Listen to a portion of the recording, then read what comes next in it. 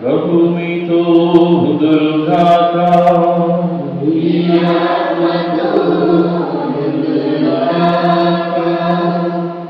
పునీత యోహాను గారు రాసిన పవిత్ర సువిశేషములోని భాగము.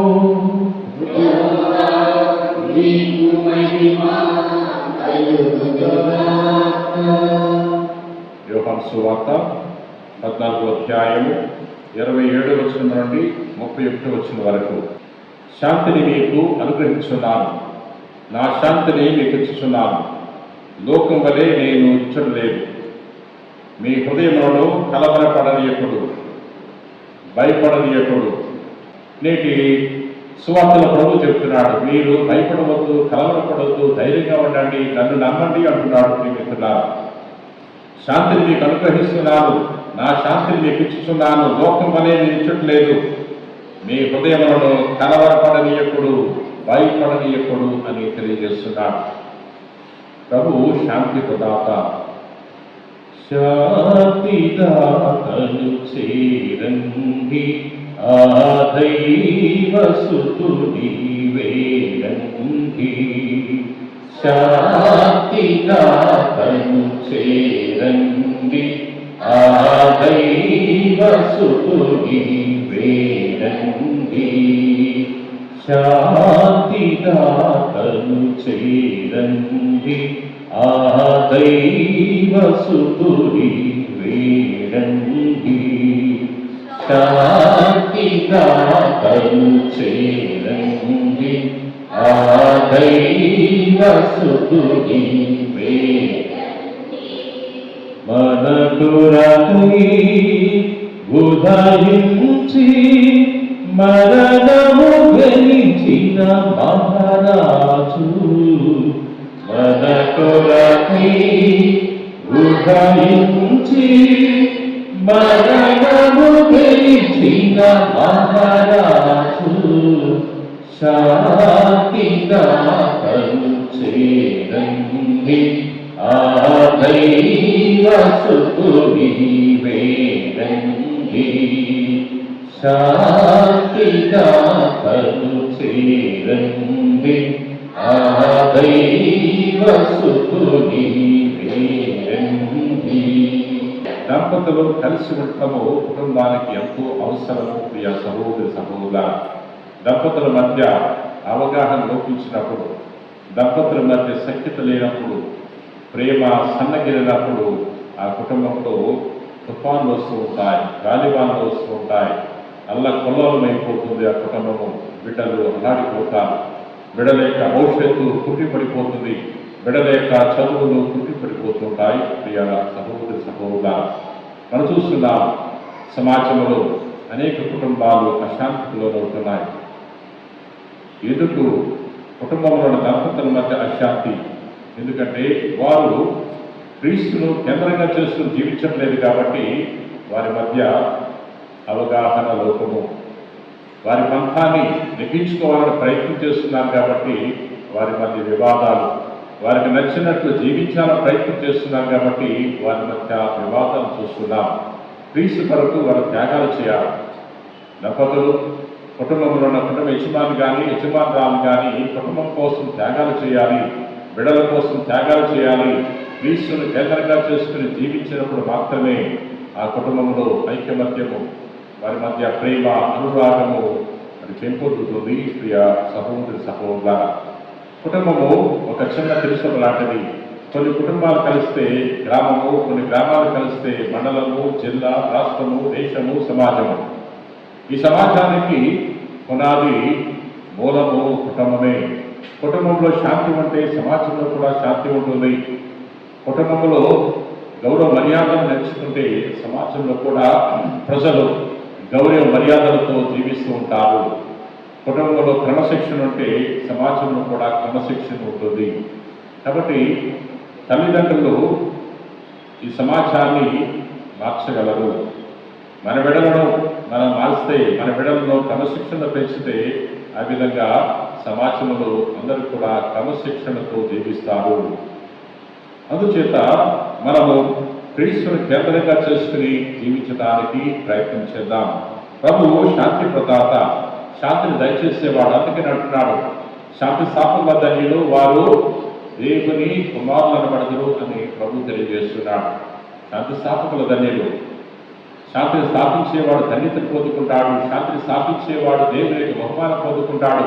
శాంతిని స్థాపించేవాడు మోక్ష బహుమానం పొందుకుంటాడు. ప్రియ సహోదరి సహోదర, ఎందుకని ప్రభు ఈ లోకానికి వచ్చింది ఈ లోకంలో ఉన్న అశాంతిని తొలగించడానికి, ఈ లోకంలో ఉన్న పాపాన్ని తొలగించడానికి. ఈ లోకంలో ఉన్న పాపం వల్ల అశాంతి చోటు చేసుకుంది. సమాజంలో చూస్తున్నాం, దేశాల మధ్య యుద్ధాలు, కులాల మధ్య యుద్ధాలు, గొడవలు, మతాల మధ్య చిచ్చు పెట్టే వ్యక్తులు, మతాల మధ్య అనేక రకాలైన గొడవలు మనం చూస్తున్నాం. ప్రియ సహోదరి సహోదరుల, ఈ వివాదాల వల్ల సమాజంలో శాంతి తగ్గిపోతుంది. ఎవరికి వాళ్ళ స్వార్థం చూసుకుంటున్నారు, స్వలాభం కోసం, స్వార్థం కోసం పనిచేస్తున్నారు. కాబట్టి సమాజంలో శాంతి కరువైపోతుంది.